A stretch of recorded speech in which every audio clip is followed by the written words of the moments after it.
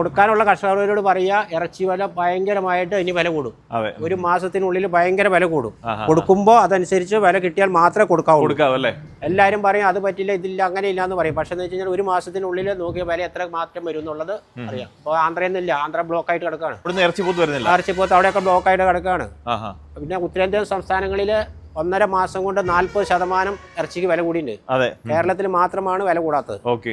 പിന്നെ ഇപ്പൊ ഗൾഫ് രാജ്യങ്ങളെ പ്രശ്നം കാരണം ഇവിടുന്ന് കണ്ടമാനം ഇറച്ചി എല്ലാം അങ്ങോട്ട് കയറ്റി വിട്ടോണ്ടിരിക്കും. ഇതെല്ലാം എക്സ്പോർട്ടിന് പോകണമല്ലോ, ഇതെല്ലാം കട്ട് ചെയ്ത് പോകണമല്ലോ, വളർത്താൻ കൊണ്ടുപോകണമല്ലോ. ചെറുതിനെ വരെ കൊണ്ടുപോകല്ലേ? എല്ലാം 2 ദിവസം അതിന് വരെ കട്ട് ചെയ്ത് ഇത് എക്സ്പോർട്ടിന് പോകും. ഓക്കെ. ഈ ചെറിയ 100 കിലോ ഉള്ള പോത്തിനെ അവർ കട്ട് ചെയ്ത് കയറ്റി വിടുമല്ലേ? 100 കിലോ വേണ്ട, പെറ്റേന്റെ പിറ്റേ ദിവസം അവിടെ പോത്തും കൂട്ടി ചിലർ കൊടുക്കും. ഓ ശരി. അത് വന്നു വെച്ചിട്ട് അവരെന്താ വെച്ച് കഴിഞ്ഞാൽ ഈ പാല് കൊടുക്കാണ്ടിരിക്കാൻ വേണ്ടിയിട്ട് അതുവരെ ഫാക്ടറിക്കാ പോണേ. ഓക്കെ. അവർക്ക് പോത്തിനെ വേണ്ട, അവർക്കല്ലേ എരുമയാണെങ്കിൽ നിർത്തും. എരുമയാണെങ്കിൽ അവർ നിർത്തും. ഓക്കെ. പോത്തിനെ അപ്പൊ കിട്ടുന്ന വിലക്ക് കയറ്റി കൊടുത്തോണ്ടിരിക്കും. അപ്പൊ നമ്മുടെ നാട്ടിൽ അപ്പൊ കർഷകർക്ക് അപ്പൊ എനിക്ക് തോന്നുന്നു ഇപ്പം നല്ല പോത്തുകൂട്ടിലെ വാങ്ങിച്ച് വളർത്തി കഴിഞ്ഞാൽ ഇറച്ചിക്ക് നല്ല വില കിട്ടും. നല്ല വില കയറും. അല്ലാണ്ട് വെറുതെ കച്ചവടക്കാർ പറയാം അത് വലിയില്ല ഇത് വലിയില്ല എന്ന് പറയും. പക്ഷെ വിലയുണ്ട്.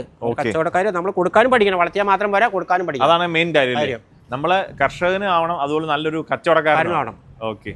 അല്ലെങ്കിൽ ഇവര് തന്നെയാണ് വന്നിട്ട് ഇപ്പോൾ ഒരു കച്ചവടക്കാരൻ വന്നു കഴിഞ്ഞാൽ അവൻ തന്നെ 3 പേരെ വേറെ പറഞ്ഞോളൂ. ഈ ഫസ്റ്റ് വന്ന് ചോദിക്കണേക്കാളും താഴ്ത്തി വന്നിട്ട് വില ചോദിക്കുള്ളൂ. ശരി.